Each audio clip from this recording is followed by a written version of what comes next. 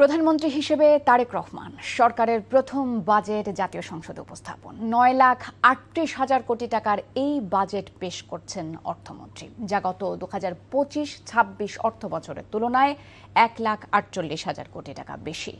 2026-27 অর্থ বছরের জন্য 2,43,000 কোটি টাকার ঘাটতি এই বাজেটে রাজস্ব আয়ের লক্ষ্য 6,95,000 কোটি, যা থেকে দেশের উন্নয়নে ব্যয় হবে 3 লাখ কোটি টাকা। দেশের 55তম বিএনপি সরকারের চতুর্থ মেয়াদের প্রথম বাজেটের আয় ব্যয়ের পরিসংখ্যান তুলে ধরছেন সেলিম মালিক।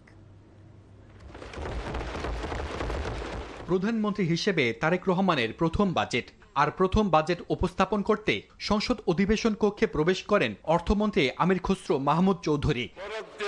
অর্থমন্ত্রী যখন বাজেট ঘোষণা করছিলেন সেই মুহূর্তে মধ্যপ্রাচ্যে চলছে যুদ্ধের অস্থিরতা। বিশ্ববাজারে জ্বালানি তেলের উচ্চ দামের আঁচ বাংলাদেশেও লেগেছে। জ্বালানি তেলের দাম বাড়ানোর সঙ্গে বাড়ানো হয়েছে বিদ্যুতের দামও। এমন বাস্তবতায় 2026-27 অর্থ বছরের জন্য প্রায় 1.5 লাখ কোটি টাকা বাড়িয়ে 9,38,000 কোটি টাকার প্রস্তাবিত বাজেট ঘোষণা করল বিএনপি সরকার। 9,38,000 কোটি টাকা ব্যয় প্রাক্কলন করা হয়েছে। বাজেটের 35% অর্থাৎ 3,16,000 কোটি টাকা ব্যয় করা হবে উন্নয়ন খাতে, আর বাকি 65% 6,05,740 কোটি টাকা খরচ হবে সরকারি কর্মচারীদের বেতন ভাতা, ঋণ পরিশোধ সহ নানা অনুন্নয়ন খাতে। আমরা সরকারি কর্মচারীদের জন্য নতুন বেতন কাঠামো আগামী 1 জুলাই 2026 হতে ধাপে ধাপে বাস্তবায়ন করার ঘোষণা দিচ্ছে মাননীয় স্পিকার। বাজেটের উন্নয়ন বরাদ্দের 95% অর্থাৎ 3 লাখ কোটি টাকা ব্যয় করা হবে এডিপির আওতায় রাস্তাঘাট, বাঁধ, সেতু সহ নানা অবকাঠামো উন্নয়নে। 2% খরচ হবে সরকারি বিশেষ প্রকল্পে, আর বাকি 3% রাখা হয়েছে কাজের বিনিময়ে খাদ্যের মতো বিশেষ কর্মসূচিগুলোর জন্য। সরকার শিল্প, সেবা, ক্ষুদ্র ও মাঝারি উদ্যোগ, তথ্য প্রযুক্তি এবং আধুনিক কৃষিভিত্তিক শিল্পে কর্মসংস্থান সম্প্রসারণকে সর্বোচ্চ গুরুত্ব দিচ্ছে। অনুন্নয়ন বরাদ্দের মধ্যে সরকারি কর্মচারীদের বেতন ভাতার পাশাপাশি কৃষি, বিদ্যুৎ, জ্বালানি সহ নানা খাতে ভর্তুকি এবং সামাজিক নিরাপত্তায় ব্যয় করা হবে 5,51,081 কোটি টাকা। এছাড়া দেশের অভ্যন্তর থেকে আগের নেওয়া ঋণের সুদ পরিশোধ করা হবে 1,05,000 কোটি, আর বিদেশি ঋণের সুদ পরিশোধে সরকার খরচ করবে আরও 22,500 কোটি টাকা। প্রস্তাবিত বাজেটে সামাজিক অবকাঠামো খাতে মোট 2,79,001 কোটি টাকা বরাদ্দের প্রস্তাব করা হয়েছে, যা মোট বরাদ্দের 29.74%। বাজেটের এমন সুবিশাল খরচের বিপরীতে রাজস্ব আয়ের লক্ষ্য ধরা হয়েছে 6,95,000 কোটি টাকা। এর মধ্যে কেবল এনবিআর তার কর কাঠামো থেকে রাজস্ব যোগান দেবে 6,04,000 কোটি। এছাড়া এনবিআর বহির্ভূত কর থেকে আসবে 25,000 কোটি টাকা।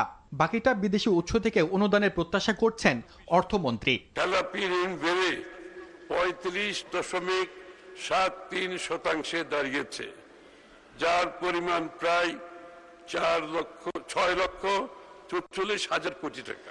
এত টাকা আয়ের পরও বাজেট ঘাটতি থাকবে 2,36,600 কোটি টাকা, যা জিডিপির 3.5%। আর অনুদান ব্যতীত ঘাটতি 2,43,000 কোটি। সুবিশাল এই ঘাটতি পূরণে নিজস্ব উৎস থেকে ধার করা হবে 1,27,000 কোটি টাকা, আর বৈদেশিক ব্যাংক থেকে সরকার ঋণ নেবে 1,09,850 কোটি টাকা।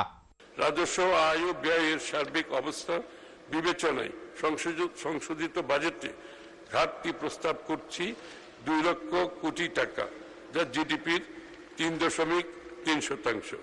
বাজেট ঘাটতি পূরণে অভ্যন্তরীণ উৎসের মধ্যে দেশীয় ব্যাংকগুলো থেকে ঋণ নেওয়া হবে 1,12,000 কোটি টাকা, আর ব্যাংক বহির্ভূত খাত থেকে 15,000 কোটি টাকা ঋণ নেওয়ার লক্ষ্য নির্ধারণ করেছেন অর্থমন্ত্রী, যার মধ্যে সঞ্চয়পত্র বিক্রি থেকে আসবে 8,500 কোটি এবং অন্যান্য খাত থেকে আরও 6,500 কোটি টাকা পাওয়ার প্রত্যাশা করছেন অর্থমন্ত্রী।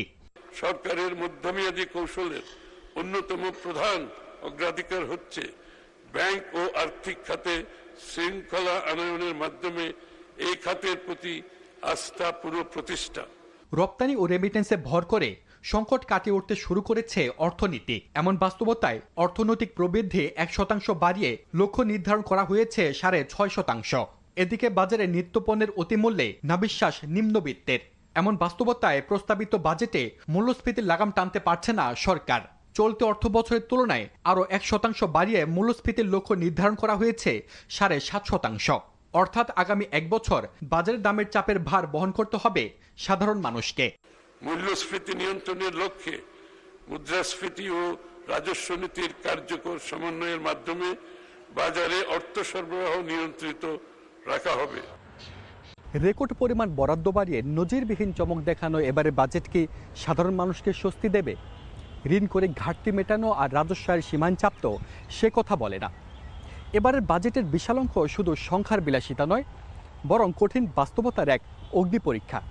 আর এই পরীক্ষায় নিম্নবিত্তের পকেট কতটা রক্ষা পাবে সেটা এখন দেখার বিষয়। সেলিম মালিক, NTV নিউজ, ঢাকা।